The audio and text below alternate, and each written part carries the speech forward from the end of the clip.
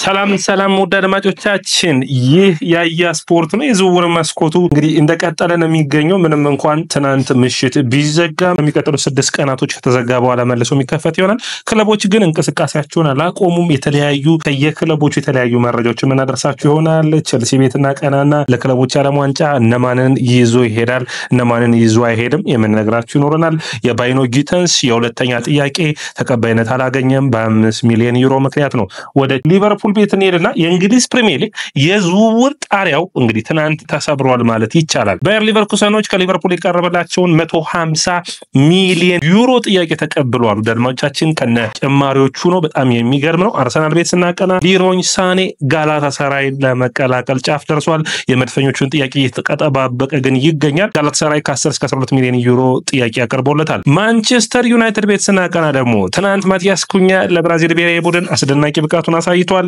ይህ ተጫዋች አስፈላጊ ነው ማንቸስተር ዩናይትዶች የሚንቦሞንና የማቲያስ ኩኛን ዝውውር ካጠናቀቁ በኋላ በዝውውር መስኮት ላይ እንቅስቃሴዎችን ያደርጋሉ ነገር ግን መጀመሪያ ሽያጮችን ማድረግ ይተበቀባቸዋል ሰላም ወደ አድማጮቻችን የያያ ስፖርት ነው ላይክ ሼር ኮሜንት ሰብስክራይብ ማድረጋችሁን አትርሱ ወደ አድማጮቻችን ያላችሁን አስተያየትም የምንጠብቅ ነው የሚሆነው ኮሜንት መስጫ ቦክስ ላይ አስቀምጡልኝ እንግዲህ የእንግሊዝ ፕሪሚየር ሊግ ከዚህ በፊት የእንግሊዝ ፕሪሚየር ሊግ ውዱ ፈራሚ የነበረው ሞሳስ ካይሴዶ ነበር ከብራይተን ወደ ቸልሲ ያደረገው የ120 ሚሊዮን ዩሮ ዝውውር አሁን በሊቨርፑል በ150 ሚሊዮን ዩሮ ዝውውር አሻሽሎታል ባየር ሊቨርኩሰኖች ይህንን ተጫዋች ለማዘዋወር የሚቀርበውን ጥያቄ እስከ መጨረሻ ድረስ ታግሏል አሁን በአጠቃላይ ገንዘቡ 150 ሚሊዮን ዩሮ ነው ይህ የ22 ዓመቱን ጀርመናዊ ለማስፈረም ሊቨርፑሎች እንግዲህ ከረጅም ዓመታት በኋላ እንግዲህ ኩቲኒዮን የተኩት ነው የሚመስለው ያ ብቻ ግን አይደለም ይህንን ተጫዋች እንግዲህ በተለያየ አይነት ጥቅሞች ወይም ደግሞ ክፍያዎች ይኖራሉ በሊቨርፑል ቤት ከሳላ በታች የሚከፈለው ውዱ ተከፋይ ነው የሚሆነው ወደ 350 ሺህ ሳምንታዊ ደሞዝ የሚከፈለው ይሆናል ሊቨርፑሎች 150 ሚሊዮን ዩሮን በቀጥታ አይከፍሉም 120 ሚሊዮን ዩሮና 30 ሚሊዮን ዩሮ ደግሞ በፐርፎርማንስ ሪሌትድ የሆኑ ክፍያዎች ናቸው ወይም ብቃት ተኮር የሆኑ ክፍያዎች ይኖራሉ ያ ማለት ለምሳሌ ለሊቨርፑል 100 ጨዋታዎችን ሲያደርግ ለሊቨርፑል 50 ጨዋታዎችን ሲያደርግ ከዛ ውጭ ደግሞ ሊቨርፑል ፕሪሚየር ሊግ ሲያነሳ ሊቨርፑል ቻምፒዮንስ ሊግ ሲያነሳ የሚከፈሉ ነው የሚሆኑት ሊቨርፑል በዚህ ብቻ አላቆሙም ሚሎስ ኬርኬዝን ለማስፈረም የመጨረሻ ያሉትን ንግግር በዚህ ሳምንት የሚጀምሩ ይሆናል ከሊቨርፑል ቤት ሌላኛው የዝውውር መረጃ የሚሆነው ዳርዊን ኑኔዝን የሚመለከት ነው የሚሆነው ዳርዊን ኑኔዝ ሊቨርፑል ለመልቀቅ የሳውዲ ጥያቄዎች እንዳልተቀበለ ይታወቃል አሁን ግን የመጨረሻ የተባለውን እንግዲህ አትሌቲኮ ማድሪድ ይህንን ተጫዋች ለማስፈረም ሙከራዎችን እያደረገ ይገኛል ከተሳካ እንግዲህ ወደ አትሌቲኮ የሚያቀና ይሆናል በቀጥታ ወደ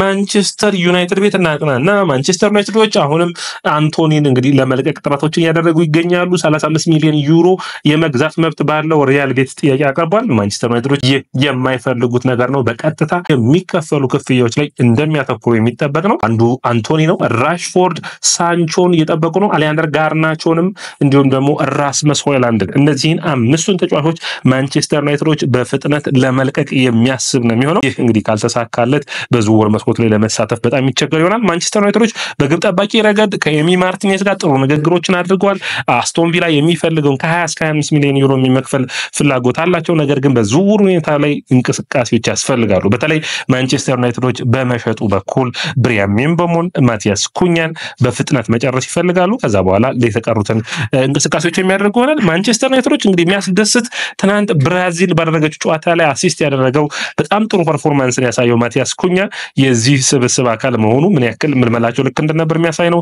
ብሪያን ምቤሞም በቀጣይ የሚጠናቀቅ ዝውውር ይሆናል ተብሎ ይጠበቃል ማንቸስተር ዩናይትዶች እንደ አዲስ ንግግሮችን የሚከፍቱ ይሆናል 60 እስከ 62 ሚሊዮን ፓውንድ ማንቸስተር ዩናይትድን የሚጠይቅ ይሆናል ወደ አድማጮቻችን ሌላኛው የሚሆነው ወደ አርሰናል እናቀናና አርሰናል በዝውውር መስኮት ላይ እንቅስቃሴዎችን ያደረገ ነው እንቅስቃሴዎቹ ምን ያክል ናቸው የሚል ነው እንግዲህ ትናንት ማርካ ያወጣውን መረጃ ፋብሪዚዮ ሮማኖ ሁሉም በሚገባ እንግዲህ ዙቢሜንዲ ዝውውር እንደተጠናቀቀ ተናግሯል አርሰናሎች መክፈል የሚጠበቅባቸው 51 ሚሊዮን ፓውንድ ነበር ነገር ግን 51 ሚሊዮን ፓውንድን ከመክፈል ይልቅ 4 ሚሊዮን ፓውንድ ጨመሩና 55 ሚሊዮን ፓውንድን በ5 ዓመት ክፍያ አድርገውታል ስለዚህ በዚህ ዝውውር መስኮት ለዙቢሜንዲ የሚከፍሉት 10 እስከ 11 ሚሊዮን ፓውንድ ብቻ ነው።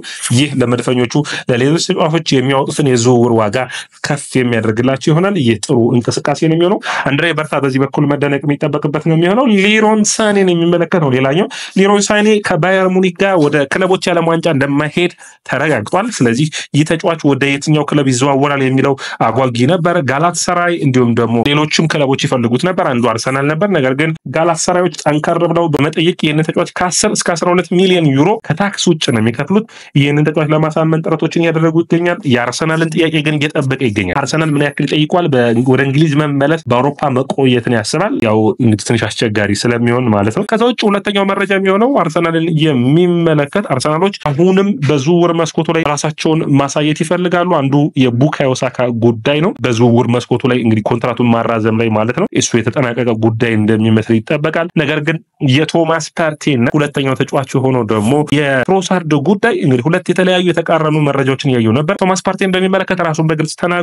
ለቤተሰቦቼ ደህንነት እንዲሁም ደግሞ በእግር ኳስ ተጫዋችነት የመጫወቻ ቦታዬን እንዲሁም ደግሞ የመጫወቻ ጊዜን እንዲሁም ደግሞ የክለቡ የሚያቀርብልኝ ነገር እጠይቃለሁ፣ ያንን የማስብ ይሆናል። የአርሰናል ግን ደጋፊ ነኝ በማለት ተናግሯል። ይህ እንግዲህ የሚጠበቅ ነው የሚሆነው። ቶማስ ፓርቴ አሁንም ድርድሮቹ እየተካሄዱ ይገኛሉ። የመጨረሻ የሚባሉ ውሳኔዎችን ግን በዚህ ሳምንት የማሳወቅ እቅዳለሁ። ሊያንድሮ ትሮሳርድን በሚመለከት የተጠናቀቀ የሚመስለው የድርድር ጉዳይ አሁን እንደገና አሳሳቢ ሁኔታ መጥቷል። እንግዲህ አርሰናሎች እና በትሮሳርድ መካከል ያለው ግሩፕ እስካሁን ድረስ ማረጋገጫን ሊሰጡ አልቻሉም። ዴቪድ ኦርነስቲ እንደተናገረው ከሆነ አርሰናሎች የመሀል ተከላካይ ማስፈረም ፍላጎት አለው። በተለይ ሁለቱን ተከላካዮች የሚፎካከር ተጫዋችን ማምጣት ይፈልጋል ማይክል አርቴታ። ያ ማለት ሳሊባ እና እንዲሁም ገብርኤል ማጋሌሽን። እንግዲህ ጃኮብ ኪቪየር እንዳለው ቢያቀም አንድ ተጫዋች ግን መጨመር ይፈልጋል። ከነዛ ውስጥ ደግሞ በአርሰናል ቤት በጣም የሚደነቀው በጣም ጥሩ ክህሎት ይኖረዋል ብለው የሚያስቡት ማርክ ጉሂን እንደሚፈልጉ በጥሩ ሁኔታ እንግዲህ ዴቪድ ኦርነስቲን አብራርቶታል። አርሰናሎች እንግዲህ በእነዚህ ሁኔታዎች ውስጥ ሆነው እንኳን የተለየ ብቃታቸውን የሚያሳዩ ተጫዋቾችን ለማምጣት እየጣሩ ነው የሚገኙ። ትናንት እንግዲህ በእንግሊዝ ብሔራዊ ቡድን ሳካ፣ ስካሊና ራይስ ተጫውተው ነበር። ጥሩ ፐርፎርማንሳቸውን አሳይቷል። ነገር ግን ሴኔጋል፣ አፍሪካዊቷ ሀገር ሴኔጋል እንግሊዝን በኖቲንግሃም ፎረስት ስታዲየም 3-1 ማሸነፍ መቻሉ አስደሳች ነበር። ኬረን ቴርኒ ወደ ሴልቲክ አቅንቷል። በሴልቲክ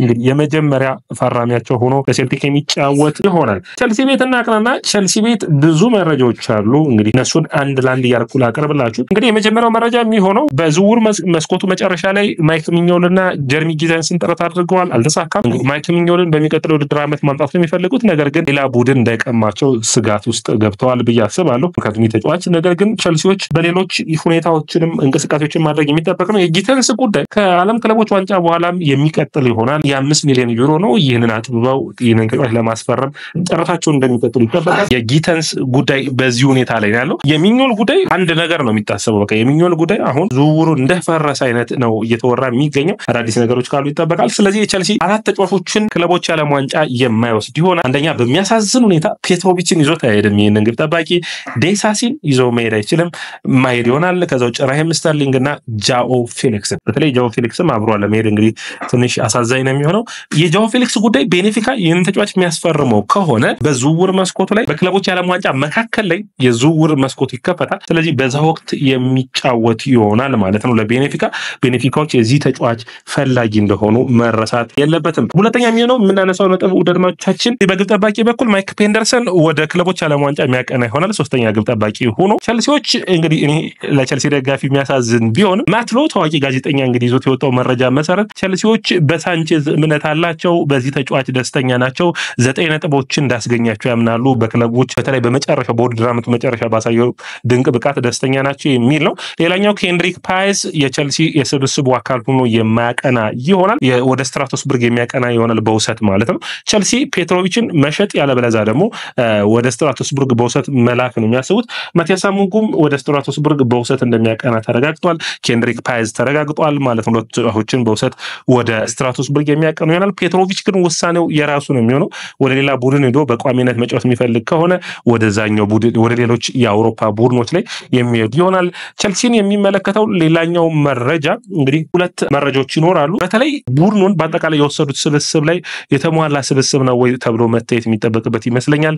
ሬናቶ ቬጋ ይቀላቀላቸዋል እንግዲህ የግራ መስመሩ ለመሸፈን ማለት ነው። መማዱ ሳር በመሃል ተከላካይነት ማለት ነው። በአማካይ መስመር ላይ አንድሬ ሳንቶስን ይዘው የሚሄዱ ይሆናል። ማጥቃቱ ነው እንግዲህ ችግር የሚሆነው። ማጥቃቱ ላይ ያለባቸውን ክፍተት እንዴት ይሸፍናሉ የሚለው ጥያቄ ነው። እንግዲህ ሊያም ዴላፕ ተጨማሪ ሆኖ ስብስቡን የሚቀላቀል እንደሚሆን የሚታወቅ ነው። ውደድማቻችን አድማጮቻችን የዕለቱን የዝውውር መረጃዎች እነዚህን ይመስላሉ። ሌሎች አዳዲስ መረጃዎች ሲኖሩ ተመልሰን እንመጣለን። ላይክ፣ ሼር፣ ኮሜንት፣ ሰብስክራይብ ማድረጋችሁን አትርሱ።